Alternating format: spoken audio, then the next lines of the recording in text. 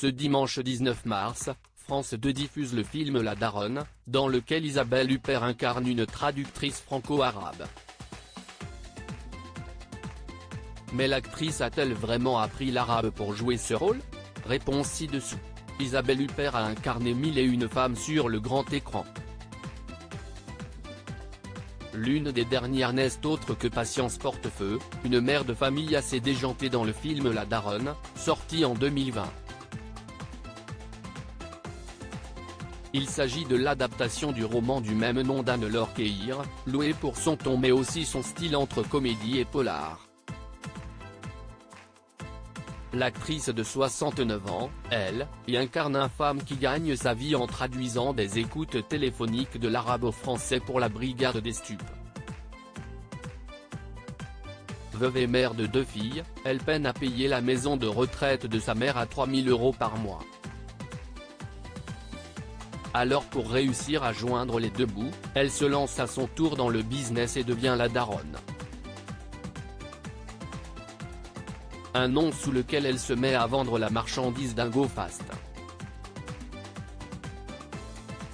Avec ce long métrage, Isabelle Huppert a démontré une nouvelle fois qu'elle était capable d'incarner n'importe quel type de rôle. Cette fois-ci, elle a cependant été confrontée à une nouvelle difficulté, devoir parler arabe, une langue qu'elle ne maîtrisait pas du tout. Mais alors, comment a-t-elle fait pour incarner le personnage de Patience Portefeu?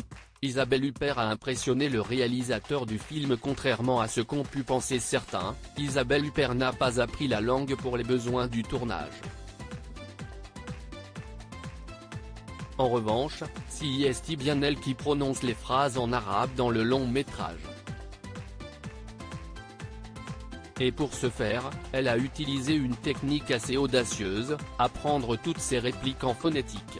On a commencé le tournage en novembre 2018. Dès l'été, elle avait tous ses dialogues enregistrés de plusieurs façons différentes, dits par un homme, par une femme, à vitesse normale, à vitesse réduite. Elle a appris syllabe par syllabe, intonation par intonation, a confié à 20 minutes le réalisateur Jean-Paul Salomé. Isabelle Huppert n'a pas seulement réussi à l'exploit de tout retenir, elle a aussi assuré la partie prononciation. On aurait pu, en cas de catastrophe, la doubler, même partiellement. Mais non. On a fait écouter ces dialogues à des Marocains qui nous ont dit qu'elle parlait bien, avec un petit accent français, s'est remémoré le réalisateur, impressionné. Pari réussi pour la rousse la plus célèbre du cinéma français.